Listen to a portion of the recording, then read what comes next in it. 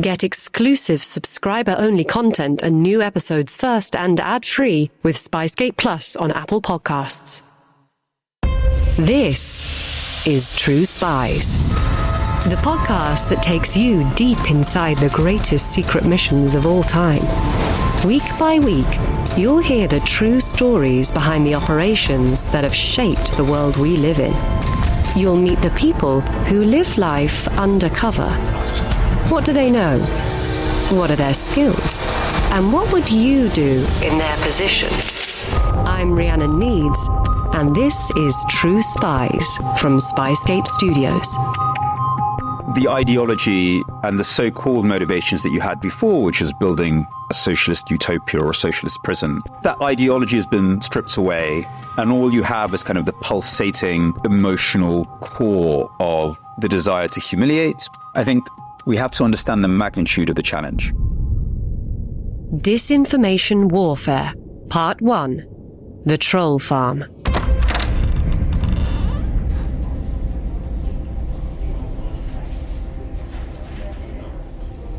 St. Petersburg, 450 miles northwest of Moscow, 2015. A concrete building sits unassumingly at a quiet intersection. It looks like any other office, but its windows are blocked by heavy drapes. There's no sign on the door, and there's an unusual number of security cameras. On the second floor, a journalist sits unnoticed at her desk. She was one of the first journalists to really not just talk about this place, because people had heard of it, but actually tell us how it worked. There are plenty of rumors about what goes on inside this building. Every floor is full of computers crammed into narrow rows, which are manned around the clock. The workers' hours are closely monitored. Smoking breaks are regulated. Those who work there call it the Internet Research Agency. The journalist's name is Lyudmila Savchuk. She flicks her long curly hair over her shoulder to mask her plan. In her palm, she holds the firing pin that could blow the lid off Russia's propaganda strategy in the modern age, exposing the damage it's causing to the world. It's a flash drive, ready and waiting to download the evidence. Because the Internet Research Agency's employees have been doing their part to undermine democracy in the West, little by little. Their main vehicles? Social media and news websites. For a few months now, Lyudmila Savchuk has been working undercover as part of a special projects team, writing horoscopes and astrology articles. She was meant to build up an audience by not talking about politics, just talking about seeing your future and dreams and all that kind of stuff, but then would drop in things that would make Putin look great. So, I have had a dream that Germany and Europe will fall and only Russia will remain standing. Other messages dispersed among Lyudmila's horoscopes include suggestions that the European Union is just a vassal of the United States, and that Ukraine, which Russia is already invading, is governed by fascists. Lyudmila's co-workers even launch online attacks against her journalist friends, making audiences doubt the authenticity of the facts they publish. At night, Lyudmila's friends and family regurgitate the things that she writes during her working day. The influence of the building feels inescapable. There are as many techniques as there are causes.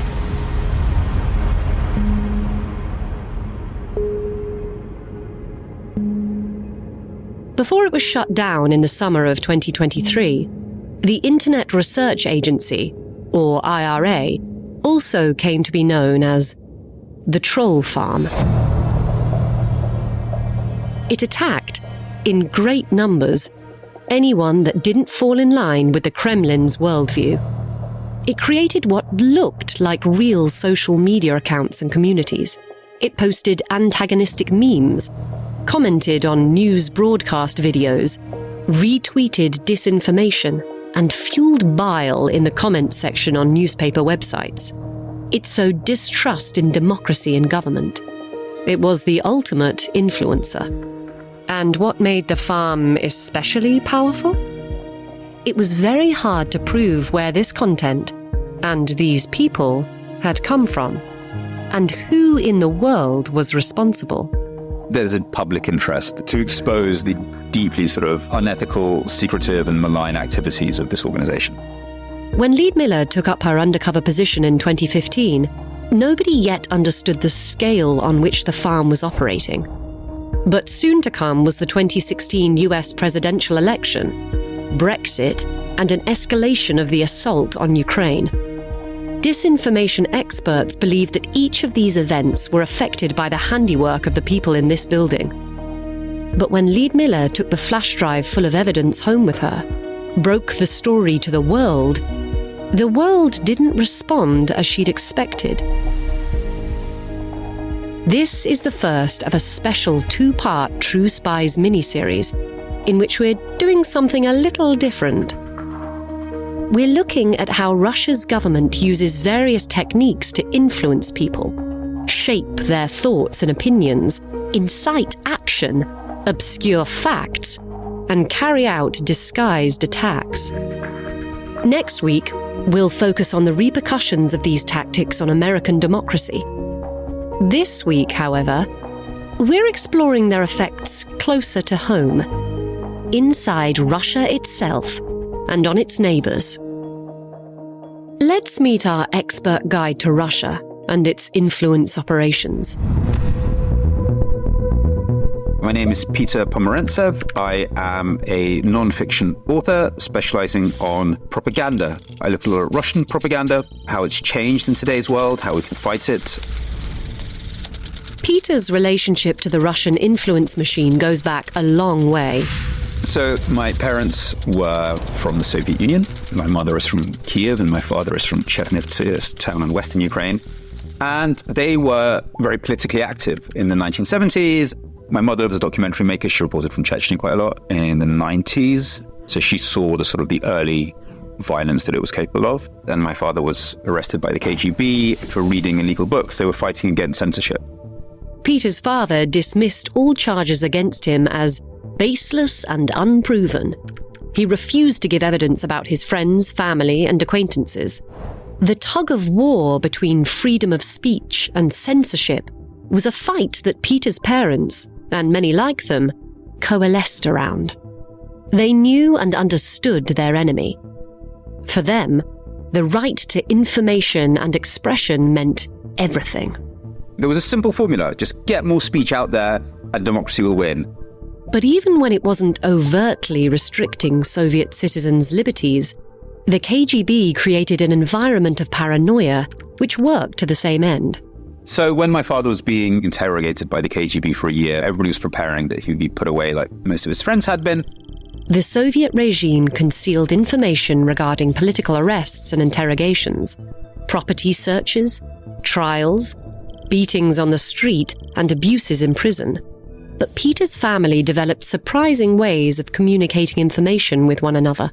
My grandmother sort of developed this code based on sausages.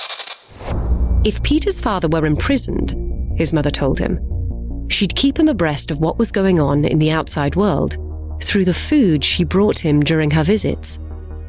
If his sausages were cut left to right, it means that we managed to get news about your arrest out to the greater world. It's been announced on international radio. Your name is being heard at conferences, which is very important. And if they were cut right to left, that means we failed. So sausages became a tool of communication. The KGB were masters of intimidation and mind games. A KGB photographer lingered inconspicuously at the back of the wedding ceremony of Igor and Lena, Peter's parents. The couple finally escaped the constant surveillance in 1978 when they fled to West Germany. They later emigrated to London.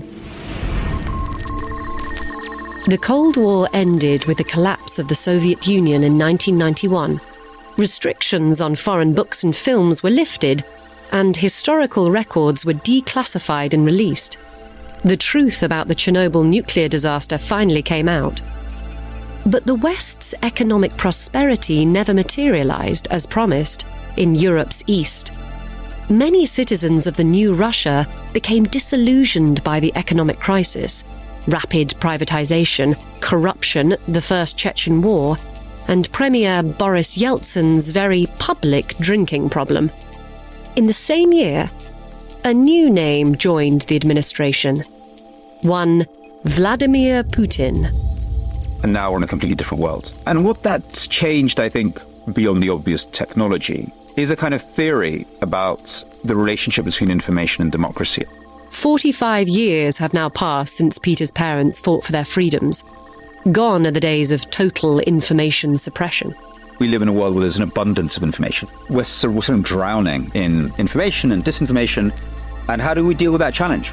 It wasn't meant to have any serious negative side effects. Putin has held the prime ministership, or the presidency, in Russia since 1999, and has overseen constitutional amendments that allow him the possibility of remaining in power for many more years to come. It was pretty clear to me by 2010 that Russia was hurtling towards some sort of what I called at a time a postmodern dictatorship, because it wasn't a dictatorship like we'd known them before. They had different parties, allegedly. They had different media, allegedly. They had debates on television, allegedly. But really it was becoming more and more centrally controlled. Putin's Kremlin offered a muscular vision for Russia, promoting a tightly controlled narrative about the president's own capabilities and that of the country's state apparatus. Now, with online technology, Kremlin-backed agents could coordinate people to rise up, to fight against whoever they deemed the enemy, mobilize them to protest for the regime. It's also made it easier to suppress voices that speak out against the regime. Dissenters like Alexei Navalny and members of the protest and performance art group Pussy Riot have been imprisoned, the former dying in an Arctic prison. But the Kremlin also employed less obvious methods. They sort of respond by overloading the information space with chaos, confusion, disinformation, and kind of blot out the chance to find truth that way. I mean, you could call it a censorship through noise. The truth was supposed to set people free. As Peter said, there used to be a formula. Just get more speech out there, and democracy will win. I think now we see that you can have so many different voices that democracy starts to get broken into polarized bubbles, which can't communicate with one another. And that sense of a sort of common community can dissolve as well. The old maxims, the ones Peter's parents lived by, no longer apply.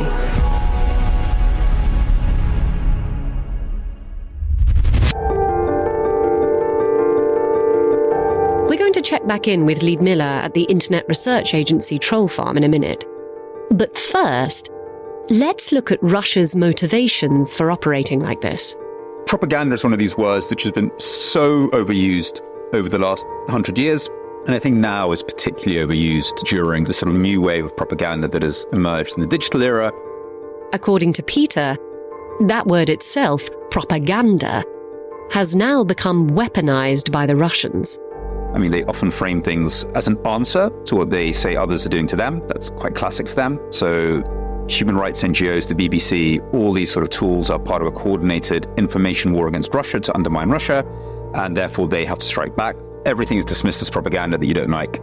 Today's autocratic leaders are doing things differently to their forebears.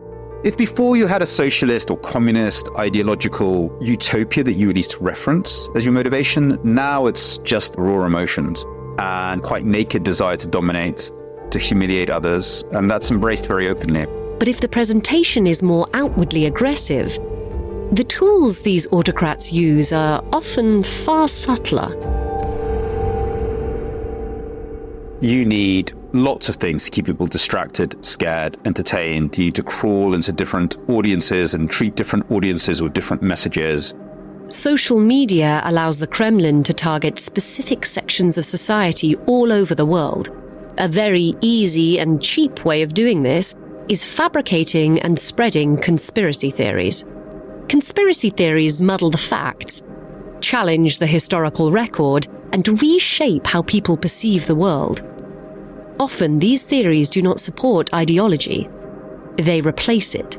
I testified to Congress that Russian propaganda was a problem 2015, certainly before Brexit or the US election.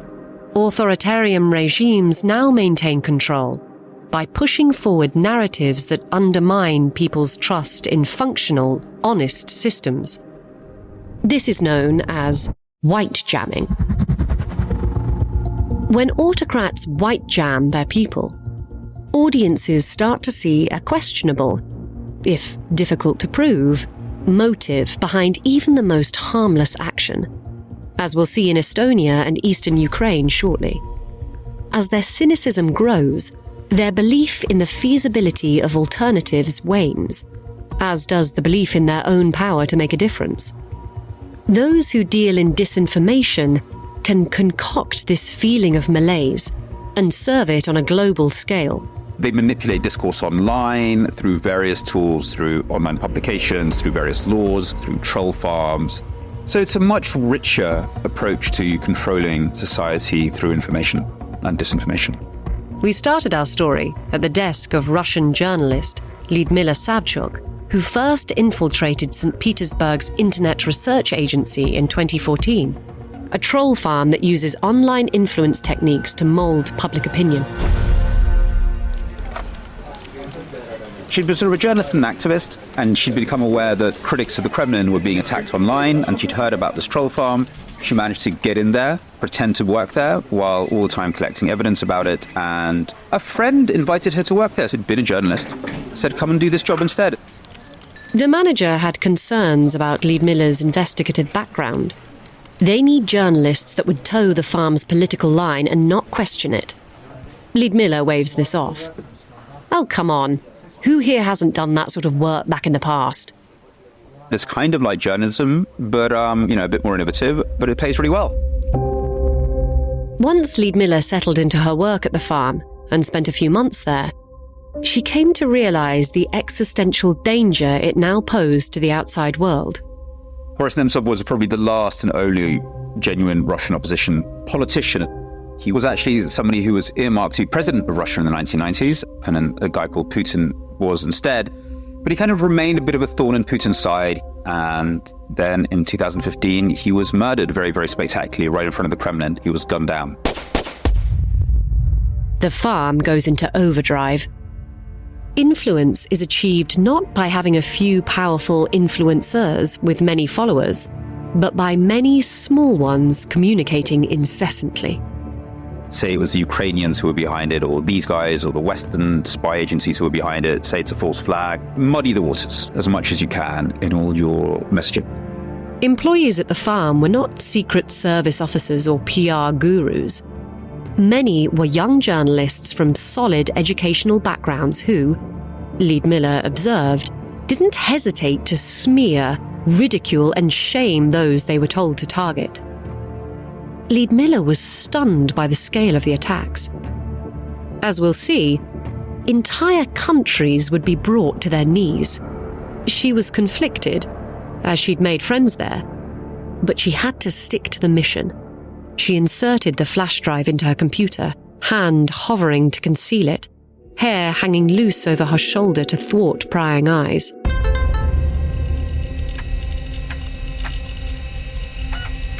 Now, she had all the information she needed. Who did what, how many people worked there, what sort of instructions they were given, and she did absolutely heroic work. Lyudmila anonymously handed over the information to two journalists from two independent Russian newspapers. She expected that ordinary Russians would be outraged that they were being manipulated by the farm, and that the entire globe would be outraged at the extent to which Russia was influencing people's behavior beyond its borders. But Lyudmila was disappointed with the reaction. There was a kind of acceptance of it. Of course, this is what happens. When she returned to work the next day, the farm was in a frenzy, denying its own existence. No troll factories exist, and these are all fabrications by paid-for journalists. Management scoured surveillance video footage and interviewed the workers to find them all. Lyudmila left the farm before she was discovered and came out publicly as the person who'd infiltrated it. She thought it was outrageous, and people just accepted it. People from her side accepted it, and she was very confused by that. The farm then pointed its ire at her, claiming she was a spy, a traitor, even a sexual deviant. Her friends also turned on her. When the death threats and abuse became too much, she visited a psychotherapist who asked her if she was a paid-for traitor. A second psychotherapist repeated the refrain.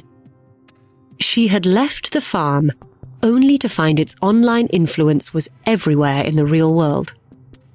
Meanwhile, the site on which the farm stood made preparations to expand to 3 times its size before setting its sights on the US presidential election in 2016.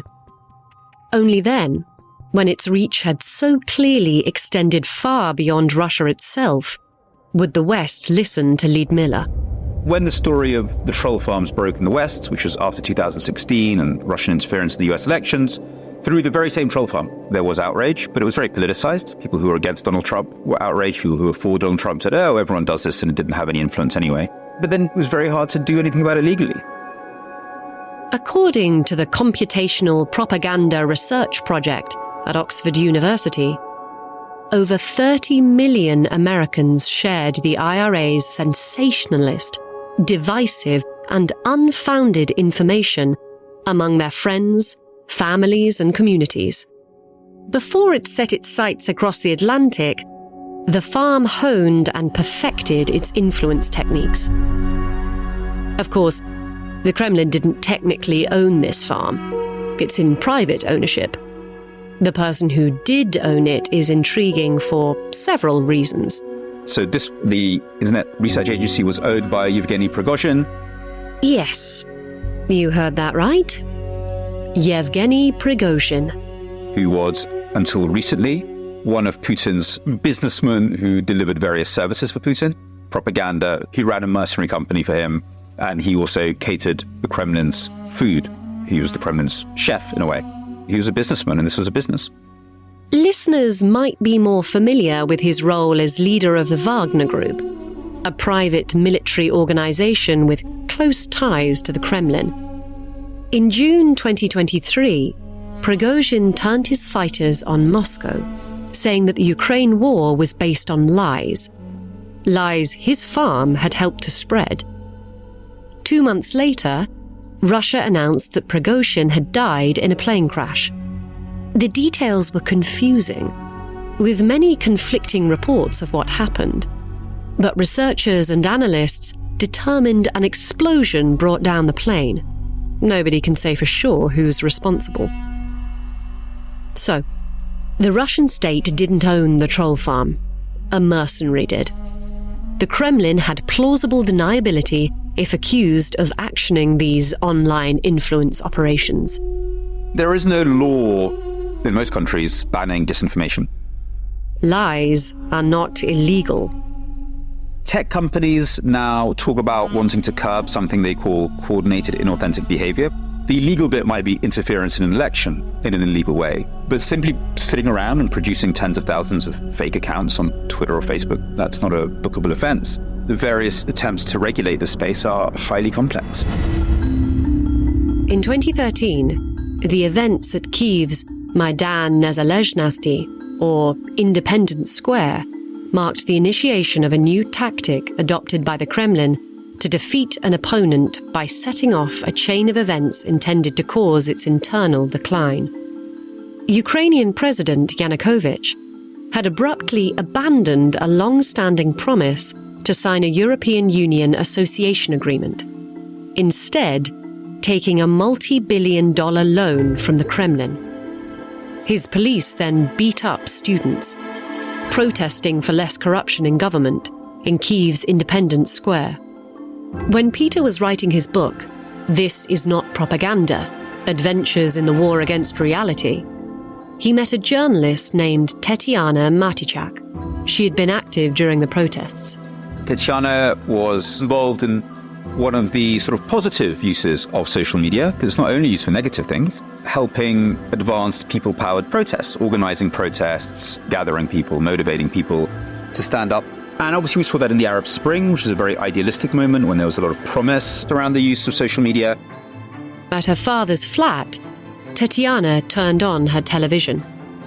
She was an activist who was gathering people to protest, which was a process that was both exhilarating, but also very scary, because at one point the protests got very violent and she was like, what does she do? Tetiana was a financial journalist who'd garnered a substantial following as the administrator of a Facebook page for one of the prominent political opposition groups. As the uprising unfolded, it became clear to her that the internet was becoming a battleground, and that her capacity to sway people's opinions could potentially impact the lives of many. This young woman, dressed in her pajamas at home, found herself shouldering a tremendous responsibility. The protests were broadcast on TV for everybody to see. Snipers were shooting at people indiscriminately. Tetiana knew that with one quick post, she could mobilize many of her followers to come out onto the square. Does she keep on asking for people to come? Does that put them in danger? What is she, a soldier, an activist, a journalist? Tetiana ultimately refused to use her online influence to send more people to the square. 103 protesters died in the massacre. The Maidan uprising had ripple effects that Ukraine is still feeling today. Yanukovych was ousted from power, eventually seeking refuge in Russia. Ukraine rolled back the constitutional amendments that he had enacted. Ukrainians dubbed these events the Revolution of Dignity. After the Revolution of Dignity in Kiev, which millions of people came to support and was very driven from below and really caught many politicians by surprise, you had something that was completely orchestrated in eastern Ukraine. The Kremlin had been made to look weak. But long-term, this was a setback, as opposed to an outright defeat. So it took steps to reassert its influence, beginning with the troll farm.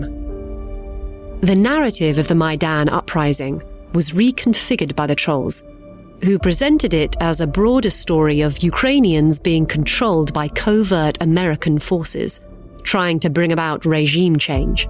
They churned out fake footage and wrote articles about how Iraq and Libya had had regime change thrust upon them by the West, and how its people had suffered as a result. The message was simple. This could be on its way to Russia if you, the people, let it. A new influence technique was being tested by Russia. That of parodying people-led uprisings, learned from the likes of Tetiana and the Maidan. Make your content look authentic, people-led. Inspire them to act of their own volition. A lot of time what the Russians do is sort of almost parody, and through parodying you kind of devalue the former. Then, Russia set its sights on Crimea, where Russia used essentially mercenaries that it controlled to seize buildings, administrative buildings. Russian TV and social media feeds were inundated with invented stories about how a coalition of far-right Ukrainian nationalist organizations were preparing to target and harm ethnic Russians in Crimea. Supposedly genuine Facebook community groups, created by the farm, inspired by the Maidan uprising, incited protest. A lot of that imitated the behaviors of a people power revolution. Emotionally driven advertising angered ethnic Russians, sowing the seeds of doubt that Ukraine had abandoned them. The largest Crimean city, Sevastopol, became a focus for Russian activity. The Kremlin arranged for pro-Russian Ukrainians, Cossack collectives, clergy from the Orthodox Church, and separatist political factions, many funded by the Kremlin, to hold demonstrations begging Russia for unification, to protect them from the far-right Ukrainians, even to protect them from being abandoned by the Ukrainian government. The troll farm was extremely active. To the people reading and watching online, the movement felt organic. It felt like real people, your communities, were asking you to act and to call for reunification with Russia. So you had this sort of orchestrated imitation of what was going on in Kiev, but actually very, very controlling, and we now know. The Kremlin also organized a controversial referendum in which the majority of voters apparently supported rejoining Russia. And then you had all these websites popping up saying, this is the Russian Spring, and this is a genuine people-powered movement, and it's got nothing to do with Russia at all. Nothing to do with Russia. This is very local, obviously being run from the troll farm in St. Petersburg, and very few genuine protests. You maybe have a few organized protests, which are then filmed, used for pictures, and put on social media. In eastern Ukraine, disarray, hostility, and fear escalated. These copycat uprisings were built to order and used as the precursor to physical Russian intervention. The common practices of war had been flipped, all because Putin's trolls had conquered the digital landscape. They don't particularly deny it, by the way. It's like they want to seem as big and as scary as they can. They're like, what are you going to do about it? During this period, Putin went on international television and asserted that there were no Russian soldiers in Crimea. Later, he admitted on a television documentary that the soldiers, who displayed no insignia, had, in fact, belonged to Russian military units. The old truth was irrelevant. This was the new truth. You have to very quickly say, stop lying, and we're going to act based on our intelligence. Your propaganda games won't work with us. That's what you have to do. Whether we would do that, I don't know, but that's what you need to do. The annexation of Crimea was labelled the most amazing information warfare blitzkrieg in history by the NATO Supreme Allied Commander, Philip Breedlove. A similar thing happened in the city of Severodonetsk, in Ukraine's easternmost region, the Donbass. In 2014, rumours stirred online that those same Ukrainian right-wing organisations were on their way to attack the statue of Lenin, a symbol of the town's pro-Russian leanings. The whole story was made up. The town was seized by separatists backed by Russian special forces, and the blue and yellow Ukrainian flag was lowered. Propaganda is not always about persuasion. It's often about giving people the excuse to do what they want to do anyway, validating what certain groups want to do anyway. Estonia is a small country on the Baltic Sea, which also borders Russia. In 1991, the country gained independence from the Soviet Union, and in 2004, it joined both the EU and NATO. NATO is essentially a military defense pact, which thinks about war in a very much the fear of physical invasion and a clear enemy doing an easily discernible thing. In 2007, pre-Crimea and Ukraine, the Kremlin exposed the divisions between Estonians and the Russians living there, without firing a single bullet and without a single soldier entering the country.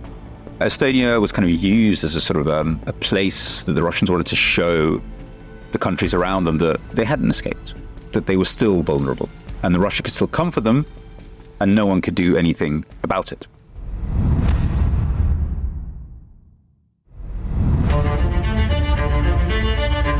A statue known as the Bronze Soldier sat in Estonia's capital, Tallinn, commemorating those who fell in the Soviet Red Army's final battle to push the Nazis out of Estonia. Since the Soviet times, every year on the 9th of May, a few Russian nationalists and war veterans would gather at a statue. Counter-marches occurred in the same spot. There's still a sizable ethnic Russian population in Estonia that arrived there during the occupation. Roughly a third of the Estonian population consisted of Russians or Russian speakers. Russian state TV, watched by over 70% of the population of Estonia, would claim the Soviet Union had never invaded Estonia, that it was actually Estonian communist forces who had invited the Soviet Union in. But since Estonia had sealed its independence, the Russian minority there had felt dispirited and disconnected. Prescriptions weren't available in Russian. Street signs were no longer written in their native tongue. The statue was hardly contentious before Putin came to power. But in March 2007, the Estonian parliament voted to move the Bronze Soldier to a military cemetery for reasons of keeping the peace. Russian politicians and the media were disgusted. Keen to capitalize on the unrest, the troll farm activated and pulled at the societal schism that existed between Estonian and Russian populations. Along with the conspiracy theories about the handling of the statue, that it had been cut in half, treated without respect, even demolished, the hyper-partisan Russian-language media amplified narratives of exclusion, disenfranchisement, and frustration of ethnic Russians in the area. Ordinary people were encouraged to head to the streets. So they helped organize riots in Estonia. They had a massive propaganda campaign during the riots, which kind of stoking them, but also sort of claiming that ethnic Russians had been murdered by Estonians. As the statue's removal was underway on a cold night in April, it was halted by mobs of ethnic Russians pelting Estonian police with bricks and bottles. Estonia was advancing rapidly with technological investment and innovation. But the day after the riots, employees of the Estonian government, newspapers, TV channels, and banks arrived at work to find their computer systems down, crippled by a colossal cyber attack of the type known as denial of service. When you send so many messages at a website, making this very basic, that it kind of brings it down. So it was a kind of an example, look, we can bring your country to a standstill without really touching you. People couldn't access their money. The government couldn't function. Estonia had been paralyzed by the combination of propaganda, street riots, and cyber attacks. Again, not one bullet had been fired. You can't immediately prove in a court of law sort of level that it is Russia behind them. And it might be quite obvious in many ways. There might be open fingerprints. Estonia was now in NATO, and Article 5 states that an attack against one ally is considered as an attack against all. But all NATO member states must agree unanimously to invoke Article 5. So as Russia's influence widens, it becomes increasingly difficult to come to the aid of a member state that's been attacked. If one of your NATO members is actually very pro-Russian, doesn't want to get involved and says, well, we don't really know who's behind this, then that will delay the response. So Estonia was left helpless by a non-violent and untraceable act. The pro-Kremlin youth group Nashi, a pro-Putin unit, claimed credit, before defensively claiming the Russian government had had nothing to do with it. Patriotic trolling was the tactic. The victim happened to be an entire country.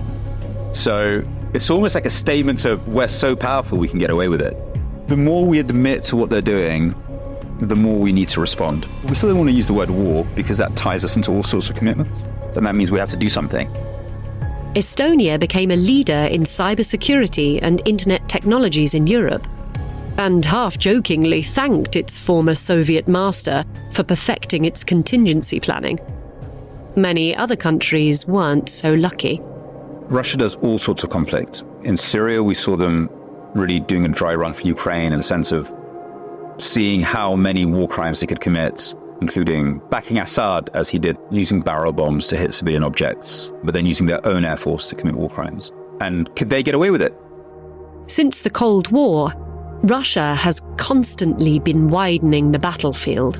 We see the propaganda effect is as important as any kind of physical effect. And I suppose what they've become the masters of, up until the invasion of Ukraine, was doing these quite focused efforts, which could be quite contained, but which told a huge story about impunity, how democracies were fragile, how you could stand up to the democratic elite countries, and how the tide of history was changing. In that sense, they've always been about propaganda. They're trying to tell a story and deliver an effect through radical but quite controlled actions. The most recent full-scale assault on Ukraine signals another change of tack. This is one where it doesn't appear as if the propaganda brigades were in the loop about the invasion. It was kept to a small group of people right until the end, and many people in the Russian system didn't know about it, including the foreign minister by all accounts. Now that the war is underway, Putin's Kremlin promotes the idea that Ukraine was created by Russia, and that the land it sits on is Russian. That Ukraine's aggression has left it with no choice other than military intervention, and that NATO membership of Ukraine would serve as a direct threat to the security of Russia. Even though they had many disasters and they've been greatly diminished by this conflict, the fact is they're still standing and punching. And that might almost be enough. From imitating people-powered uprisings to flooding the online world with disinformation, the weaponization of information is frightening.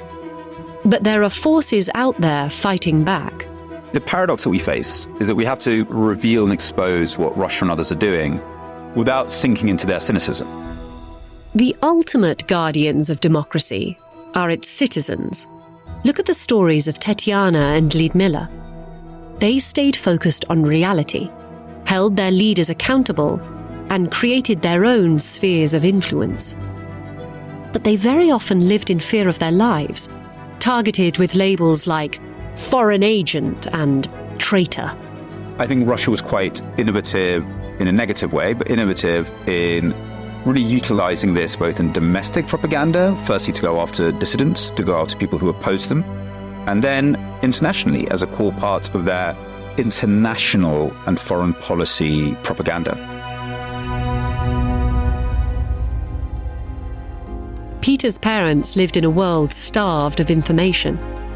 And back then, it seemed hard to imagine the world would flip into an era of information abundance. But what do they make of this new world? My parents, like many older dissidents, were onto Putin really early. So when I was living in Russia, 2001, 2010, they were pretty categorical already that Russia was going down a bad path. I was actually the naive Westerner. I was like, no, it's just a bumpy road to democracy. But 2008 was when the penny dropped, when Russia invaded Georgia, that something was deeply wrong. And by the time I'd left in 2009, 2010, I was just like, whoa, this is onto a path of somewhere very dark.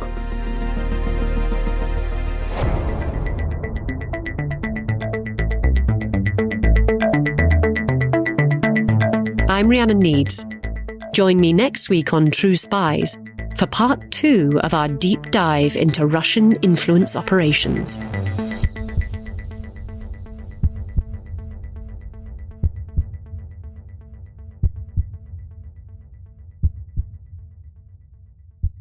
Disclaimer.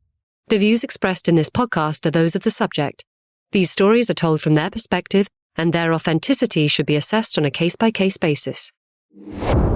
If you're enjoying this podcast, please click now to give it a 5-star rating or leave a review. Ratings and reviews help people discover the podcast and help us bring you more great stories. And if you have some time, why not forward the podcast to a friend? Russia's disinformation toolkit was well honed as it traversed the Atlantic. Ahead of the 2016 election battle between Democrat Hillary Clinton and Republican Donald Trump, the farm immediately saw results by using an unusual tactic, playing both sides of the political spectrum. I believe at one point there was a protest, a real-life protest that Russia had supported in Texas with pro-gun people on one side of the street and anti-gun people on the other side of the street, and Russia had supported both sides and sent them both there. True Spies from Spyscape Studios. Search for True Spies wherever you get your podcasts.